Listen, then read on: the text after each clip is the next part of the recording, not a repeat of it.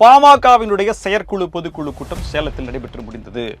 அன்புமணி ராமதாஸ் இல்லை, ஐயா ராமதாஸ் அழுதிருக்கிறார். என் வளர்ப்பு சரியில்லை, என்னோட அம்மா, அதாவது ராமதாஸ் அவர்களுடைய அம்மா கனவுல வந்தாங்க, அப்ப சொன்னதையும் சொல்லியிருக்காங்க. இது எல்லாத்துக்கும் தீர்வாக இந்த தேர்தலில் பதில் கிடைக்கும், தீர்ப்பு கிடைக்கும்னு சொல்லி ரொம்ப வருத்தப்பட்டு பேசியிருக்கிறார். விவரங்களை பார்க்கலாம்.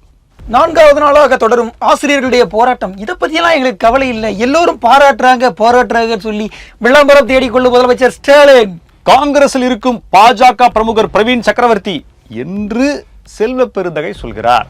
அவருக்கு எதிராக காங்கிரஸ் மேலிடத்தில் புகார் தெரிவிக்கப்பட்டிருப்பதாகவும் பிரவீன் சக்கரவர்த்தி தெரிவித்த கருத்து இல்லை இல்லை, திமுக ஆட்சி அப்படி நடக்கவே இல்லை என்று காங்கிரசார் முட்டுக் கொடுத்திருக்கின்றனர். விவரங்களை பார்க்கலாம்.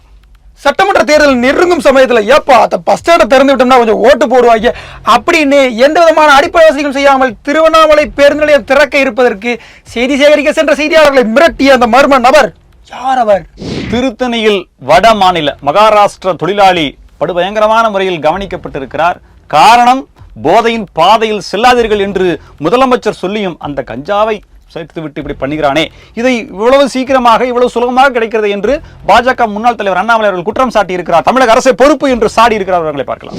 தேர்தல் வந்தால் திருமாவளவன் கோயில் கோயிலா போறாரே ஏன்னு கேட்ட குஷ்பு, இவர் முன்னாடி பாஜகவுடைய பிள்ளையாதான இருந்தவர் கேட்ட தமிழிசை சவுந்தரராஜன் அவர்கள், எங்கள் அண்ணன் திருமாதான் பாஜகவோட கூட்டணி வச்சு எம்எல்ஏ ஆனார் சொன்ன சீமான் அவர்கள், இப்படி பரபர விஷயங்கள் திருமாவளவன் கிளப்பி விட்ட பிரச்சனை. இதை பத்தி தான் இன்னைக்கு நான் பார்க்க போறோம். இது சைலைட்ஸ்.